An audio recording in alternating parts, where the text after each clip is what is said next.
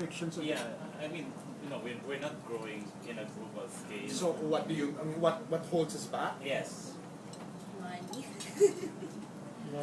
One, audience education. How are we gonna solve that? How are we gonna solve that? It's still the audience that's gonna. I mean, yeah, you guys are, you guys with all your good intentions, which are very much appreciated. How much percentage of the Filipino population do you represent? Diba? Thirdly, producers who are, how shall I put it, more conscientious businessmen. In other words, for them, movies, even television, is not merely a business venture, but has a certain degree of social responsibility. And social responsibility does not mean anesthesia, but then encouraging people to grow. So we have a lot to do in terms of educating the people. Oh, yeah. And this is a good move. The blogging is a good move. Like, it's accessible to almost everybody. Diba? So are you saying that the Filipino viewing public is not mature enough to go on a different level? No, it's not. No, it's not. How long will it take? I hope within my lifetime. And I hope to live long. Okay? I hope within my lifetime. And pero anak, kung consider mo rin naman, ano ba yung mga movies sa Amerika na nag-hit? Yung mga matitinong movies din naman sa Amerika, just going The Hangover naman, it's not exactly an existentialist statement, hindi ba? Or The Bridesmaids, hindi ba? What's the biggest hit that they have had now? What's the biggest? Transformers, hindi ba? That's not a movie, that's a thrill ride, hindi ba? Diba? So, it's the same thing. It's the same thing. Iba yung movies, iba ang films. They say Hollywood cinema has a lot to do with it, classical Hollywood cinema, because the Hollywood has templated this our way of making movies. Oo naman. And even worse, because kasi we have created little kingdoms We have created little kingdoms of movie making. Unlike before, even on playing field, because you had Viva, you had Regal, you had Octo, you had Seiko, iba-ibang klaseng pelikulang ginagawa nila dahil meron talagang kompetisyon, dahil they're really movie companies, hindi ba? Ngayon hindi Dalawa na lang yun Actually, isa na lang yun Isa na lang yun Sir, di ba usually we did our films into parang 35mm. Are we ready for, are Pinoys ready for an IMAX or 3D? Ang mahal nun, No, anak, kasi that would require special effects. Really, what is the name of that animation movie that stars in Metanoma ba yan? RPG. Metanoma. Maganda siya, hindi ba? Pero kung ihambing mo, ilan ang nanood? Tayo lang nanood nun, diba? Di ba? Pero manonood ka ng Shrek, manonood ka ng Boost in 3D, di ba? But pag local, hindi ka manonood, di ba? So paano maitutulak yun sa IMAX? Paano maitutulak yun sa mag-Dolby lang di ba? Boss, sa mag-Dolby lang, duduguin ka na ng 100,000, no? Di ba? Tapos, in order for it to elevate, you start first with the content, you start first with the raw material. Tingnan nyo na lang ang okay? Sige, magprakahan tayo. Tingnan nyo na lang ang offerings ng menu ng Metro Manila Film Fest. Ulitin ko. Diba? May harap i-coach yan. Hindi. Ganun talaga. Because, it's not against it. I'm not against it, but that's the way it is. Do you blame the producers? Yes. Do you blame the audience? Yes. So, it's a chicken and egg situation. And it all boils down to education. Ay, meron pa po akong question regarding dun sa initial deposit for the Film Fest, which is the $500,000 peso. Is there a time na hindi siya nare-refund or all of this are refundable? Hindi ko alam yun sa producer yun. Bossing, nare-refund pa? It's not refundable. Okay. If your entry is accepted, but if it's not accepted, it will be refunded to you. So in other words, yung Hototay po at yung kay Robin Padilla, baba yung 500. Kasi yun yung guarantee that you will make the movie.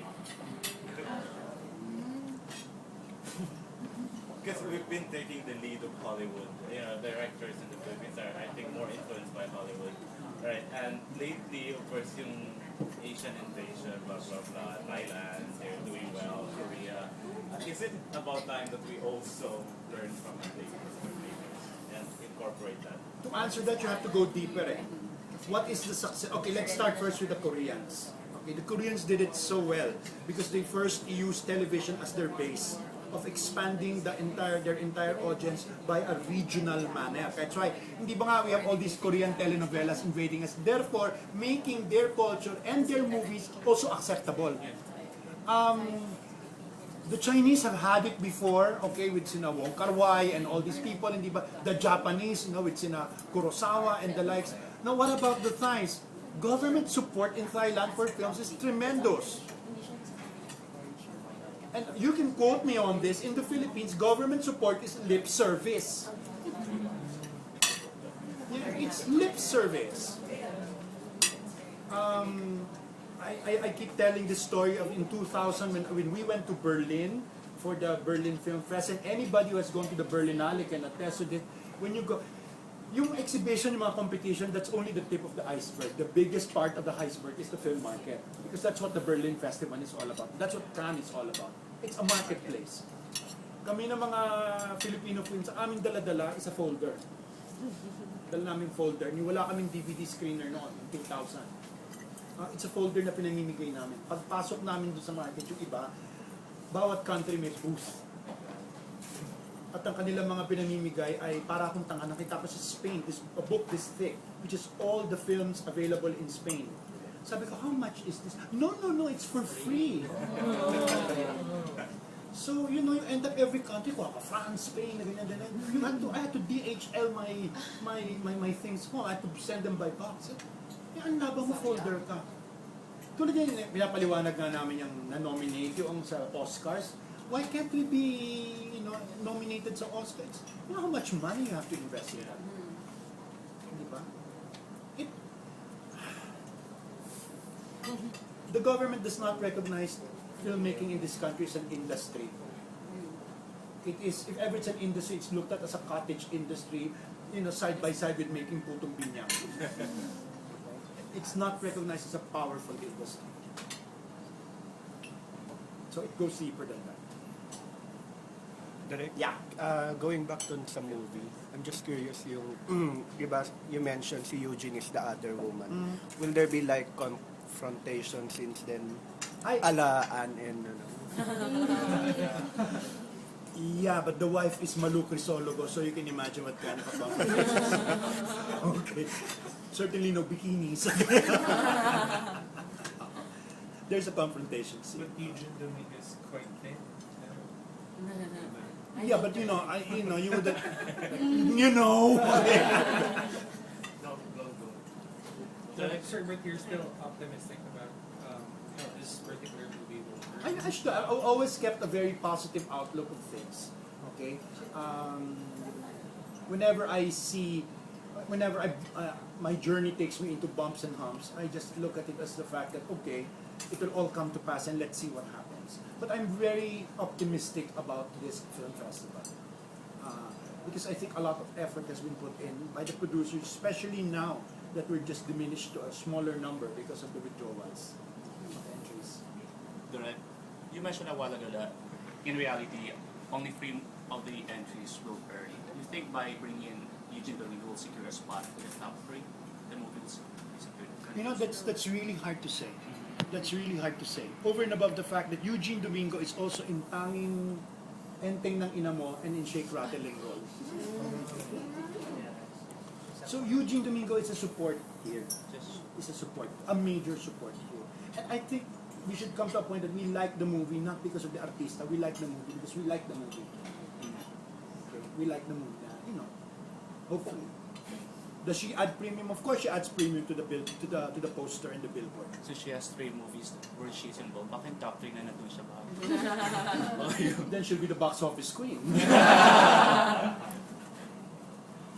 Okay, going back to the movie, sir, how is your shooting now? Like, are you done or? We have about 5 more days. 5 more days. It's, blame it on the weather, okay?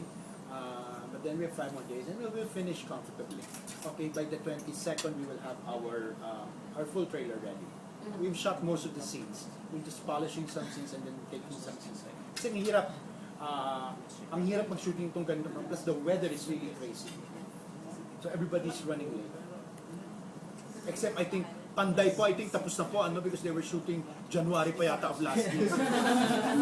Excited sila. Sobrang sila excited. Tapos na sila. I think the trailer was out since last June, so...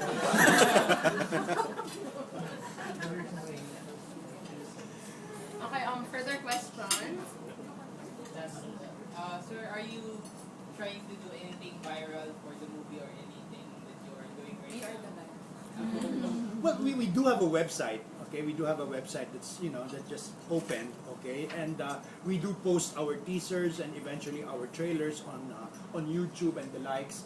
And well, considering I have 5,000 friends in Facebook, and then I have about 10,000 followers in Twitter, okay, I think... No, but Ann Curtis has 2 million, I think. No, sir, but 10,000 is significant. Yeah. Is it? It's like rank. 10,000 is significant. Ang dami ko pang nire-reject yung mga 14-year-olds and 13-year-olds. Oo, yung mga minors. Background check talaga kayo. Tapos the room. Yeah, I check them, I check all, lalo na yung mga, yung mga, 12-year-old, hindi ba?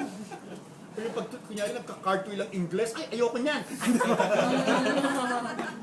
Hindi ko check, kasi kung ano naman pinagsusulat mo, mga bata makabasa. But talaga 10,000 is, 9,800 something, 9,900 na ako. Pagka million na sir, fame hoard on Kim Kardashian ka na. Sige, hindi ko i-reject lahat na mag-add sa akin mamaya. Plus us. We have the bloggers to help you also promote your film. Thank you so much. Any more? I just have a question.